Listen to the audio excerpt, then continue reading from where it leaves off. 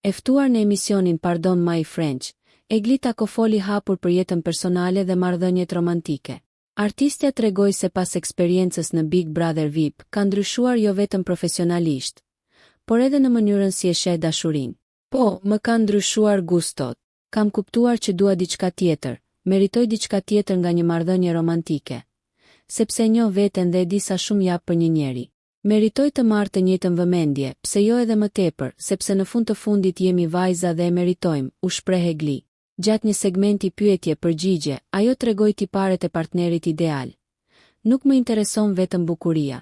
Dua të jetë i këndshëm, i lezetshëm, burrëror dhe pak humor i shton më shumë. Egli shtoi se nuk ndjen nxitim për një lidhje të re. Jam shumë mirë me veten dhe kur je mirë me veten, gjërat e bukura vijnë.